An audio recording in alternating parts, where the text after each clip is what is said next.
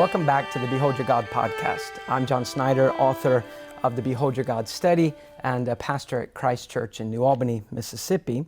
And we're continuing our short series on evangelism, but these episodes that we're doing now, we're looking at some examples of the way that God works in the life through testimony.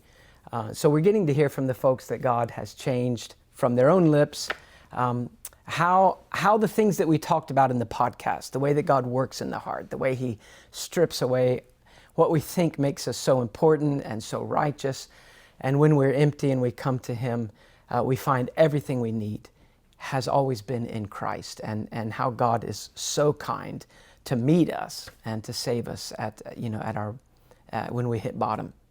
So tonight we have Deborah Autry, and Deborah has been in the church from the beginning. The earliest days of the church we met in your living room, and Deborah was a little skeptical at that point, setting out a few chairs, and then we would set out a little more, and you could tell that Deborah wasn't sure that we actually needed many chairs, and Deborah was very faithful with her husband, who is now with the Lord, who was co-pastor with me and very faithful. And Deborah was one of the first converts at the church. And I'm really excited for you to hear from Deborah. I'm excited to hear again from Deborah because it's been a long time since we've probably even talked about these things. But because Deborah's conversion was one that I got to be so intimately connected with, Misty and I talking with you, and Lanny giving me reports about how you were doing, and so really glad to have you here tonight. So Deborah, I know you're nervous because you're not used to being in front of a camera. So would you just tell us, where you were when the Lord started to work in you, and how did He bring you to Himself? Okay, I will back up just a little bit Sure. and tell you how I was raised in a very loving home. I had good, sweet, hardworking parents, but really did not have any spiritual training at home. But they took me to church, and I wanted to go to church because that's just what good people did. And I was probably, I think, about 12 years old, and we were having a revival. That's what you had in little churches, summer revivals. And our church was kind of the social gathering, too. And I remember that I had not joined the church at that time. That was how you became a member. But one of my friends kind of nudged me, pushed me out of the choir one of the nights of the revival. And I went down, walked the aisle. I have no idea what the pastor said to me. He asked me some questions, and I know he asked me, I knew that Jesus died for my sins, but I had no idea what my sins were. And really, that was true then, and it was true for many years to come. So I spent my teen years and college years just being good. I wanted to be good. I always wanted to please teachers. I wanted to please my parents. I wanted to hear other people, tell me how well I did things. And as I look back on my life, that is where I got my affirmation. So it was not until Lanny and I got married, and I don't know when it was, but at some point I started realizing that Lanny possessed something that I did not have. And I didn't know at the time what it was. But I know now he had a peace and he had a joy and a relationship with the Lord. But I just thought, well, he's the husband and he's the leader of this is just how it's supposed to be. So I don't think I really worried about it very much. But then it was when we were in graduate school, and I just remember that there was a pattern in my life, and it seemed like it happened on Sunday afternoons, and there were just low periods. It was like a depression, but it didn't last, but just Sunday afternoons kind of. And I'm sure Lanny at times said, "What's wrong?" And I would say, "I don't know." And I really didn't know what was wrong with me. But finally he did. It was enough that he suggested that I go and talk to our pastor. But, I wasn't about to do that. There was too much pride. We were even kind of working and doing something in that church, and I know he sang in the choir, and, I couldn't go talk to him. So then we got through with grad school, Lanny, that we had a new job, a new town, a new church, and by that time we had a new baby. And so this, again, this pattern of this it was so bad that finally Lanny was out of town, and I remember I left Amy with a neighbor, and I, on my own, went to see the pastor. And he did the best he knew to do. His counsel, though, was to pray a prayer and be baptized. And I'd already been baptized once because I had to be baptized. I forgot that I was raised in a Methodist church, and I had to be baptized to join this Baptist church. But I was baptized again. And I received much affirmation because there I was 25. My husband was a newly ordained deacon, and I'd been brave and walked down the aisle, and And then the next 30 years were spent just being a good, sweet, hardworking woman in the church. I taught Sunday school classes and served on committees, sang in the choir. I was busy teaching and raising good little girls. Again, I think doing the best I knew to do there at the time. But so this is just how life was. But it was just pretty good and comfortable. And then it was 1999, and we were exposed in our church to 2 weeks of teaching by a ministry that came in. And it was not just preaching, it was teachings about God and about that was Life Action Ministries, Life Action right? Ministries, Yeah. yes. We had never heard anything like this before. And I mean, we felt beaten up.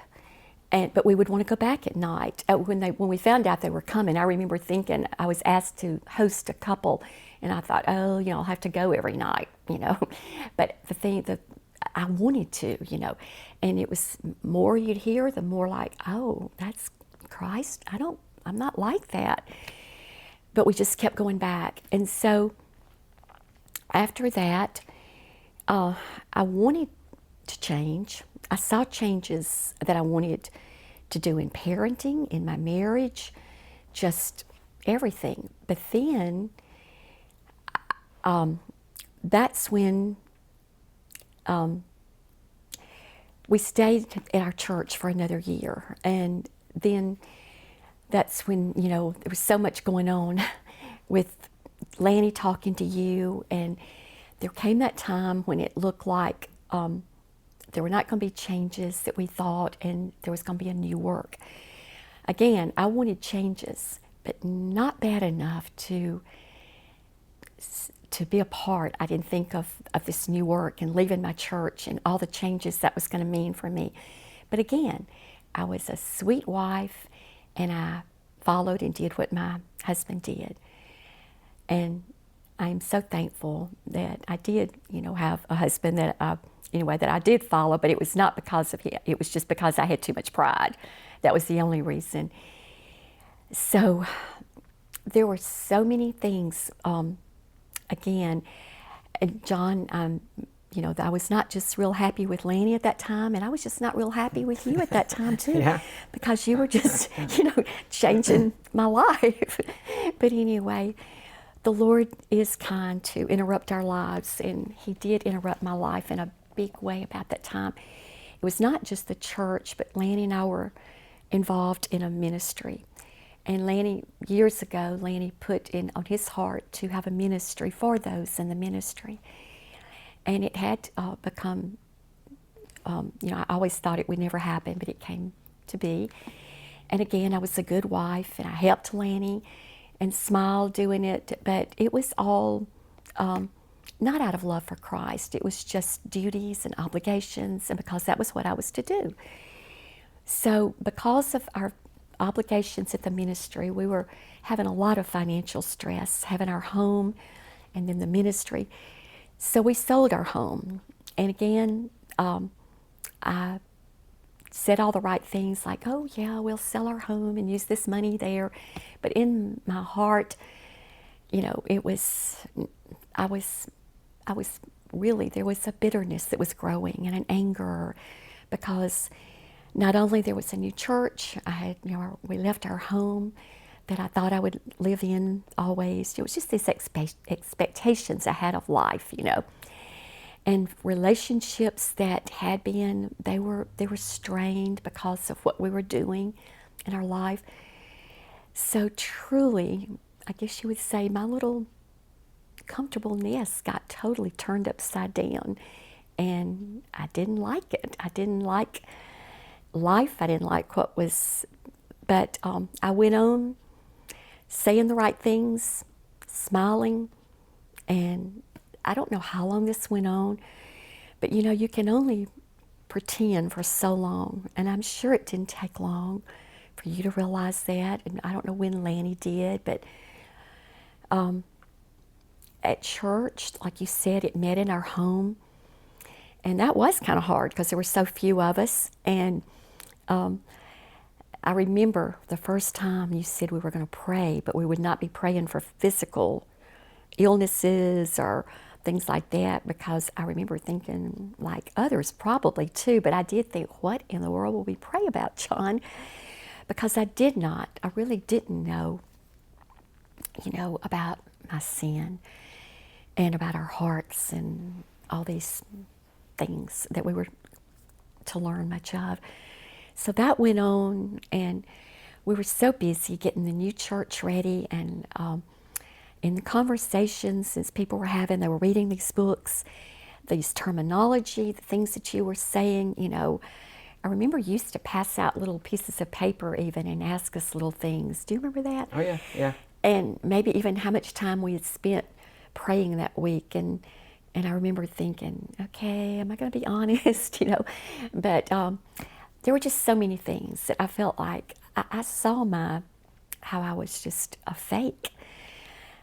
But there came a time, and we were at the old church, and it was your mama, John, and she said, "How are you doing?" And somehow I told Robbie, I blurted out, I just said, "I don't know if I'm a Christian or not." And again, I think this had been some time, because there were so many things going on out of the ministry too. And so at that time, I know somebody, I think it was Amber, had been converted, Amber Mathenia, and I told her about I said, I don't know about me. I thought, so she gave me the book, Anxious Inquirer by James. Yes. And I took it. I don't know that I read it for a while, but finally I did. I mean, things were just so bad.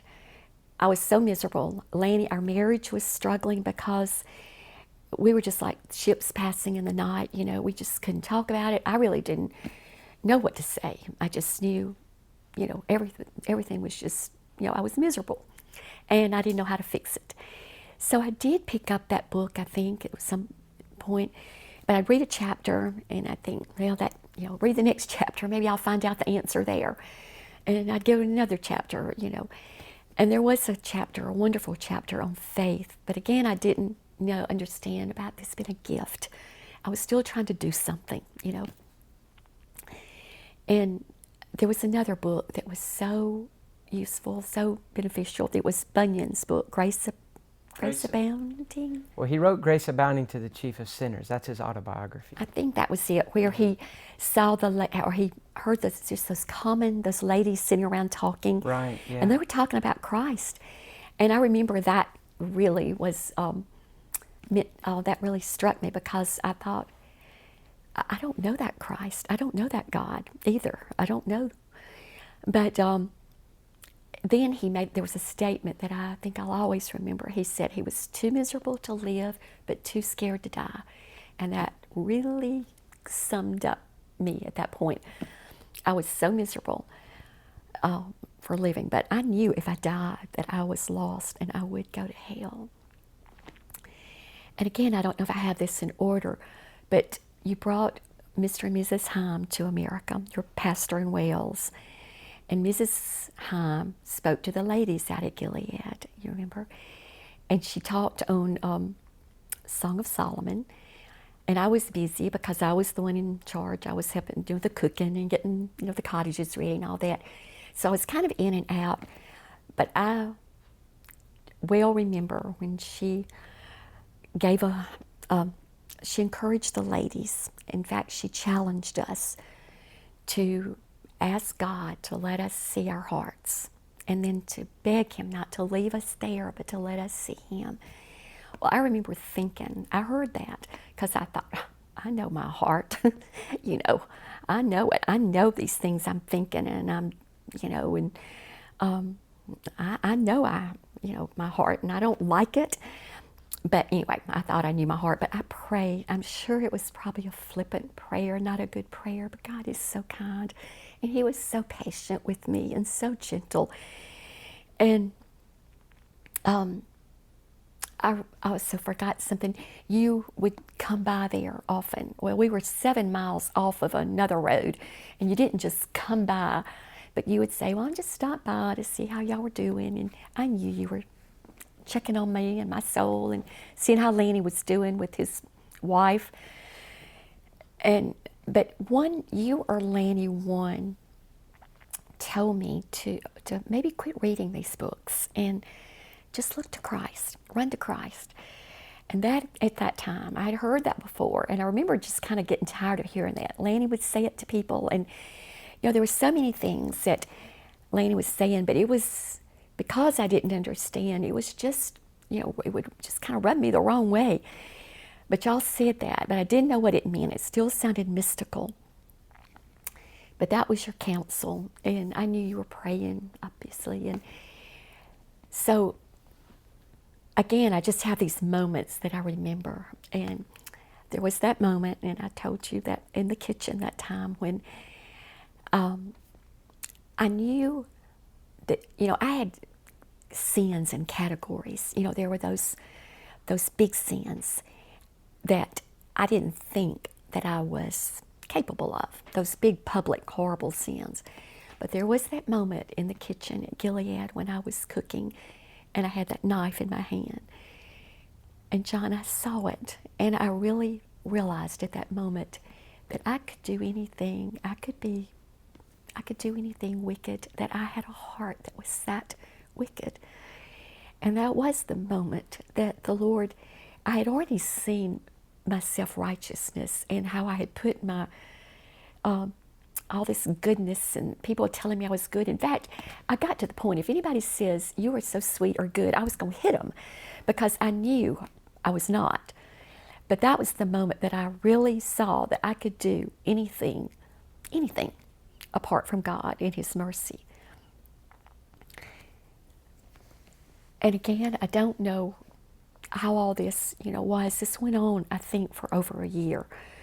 So I'm really, of course, capsuling this because we were doing the church, and I was, again, just trying to be what I was supposed to be. And there were those who knew I was struggling and praying for me, and I was reading. And I, again, didn't know exactly what looking to Christ and running to Christ meant, but in my own way, I was trying, I think.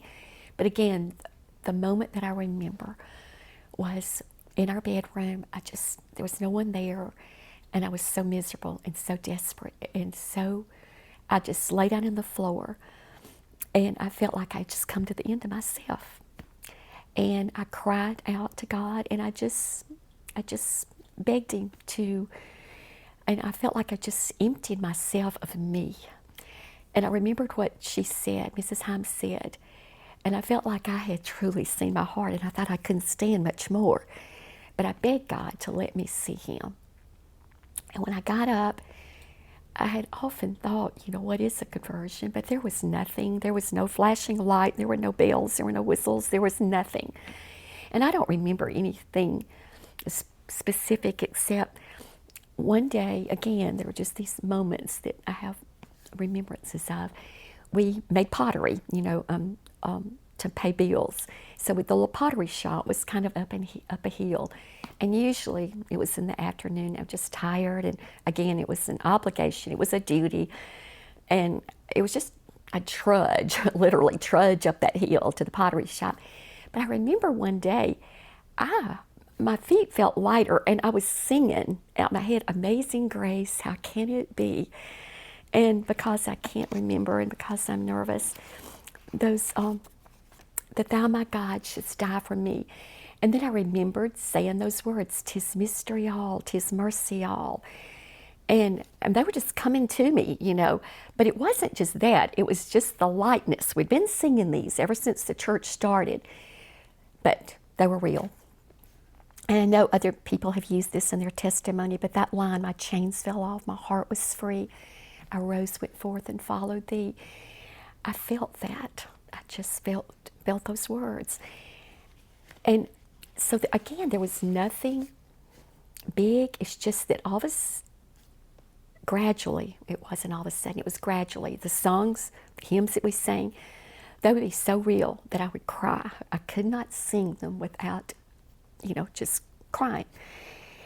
And then there came the time when as I read the Word, I'd always read, had my little devotion, but it was a checklist. It was, oh, I didn't do that. And there was this, like, almost like I'm going to be chastised for it or anything. But there was a difference there about that. And I wanted to be in conversations. I didn't still feel like I knew, you know, but I wanted to hear. I just wanted people to talk. In fact, somebody else told me I think Lanny told me I'd been converted. I didn't even know, but he saw changes. Maybe, I don't know.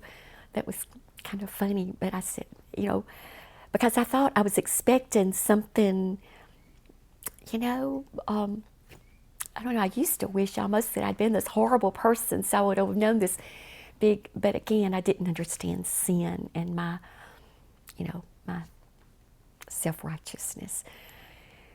So that really, I feel like, I mean, I know I've left out so much, but I thought, though, that then when I realized I've been converted, that this is, you know, it can be smooth sailing right on, you know, to glory. And, you know, it hasn't been like that, but anyway, Christ has, and is showing me over and over that He is all He says He is. And it has been just amazing. And I have felt like I cannot believe that the Lord, I feel like I am such an ordinary person, and He has just let me see something so extraordinary at the church, but in my life, my own heart, of course, but in the church, and I am eternally grateful. So are we. Grateful for the kindness of the Lord to us, but also, you know, everything we've seen of Christ reflected in His mercy to you, you know, in bringing you to Him. So many months of conviction, but also all the ways He sustained you through a lot of rough spots since then. Well, thank you, Deborah. And I know that you could say so much more, but we really appreciate you coming and being willing to be nervous in front of the camera and just telling us about the kindness of the Lord. Thank you. Can I say one more thing? Yeah, go ahead. I just want to say that looking to Christ and run to Christ, the things, those words that I never thought I wanted to hear again and I didn't understand, that when I wake up in the morning now, especially now, that's what I have to do. Yeah. And the Romans 12, 1 and 2, you know, that's just something that has to be done before you start listening to all the lies and believing them. And I'm so grateful for you telling me to look to Christ and to run to Him. Yeah. Well, thank you for joining us, and we'll be back again with other testimonies of the Lord's kindness.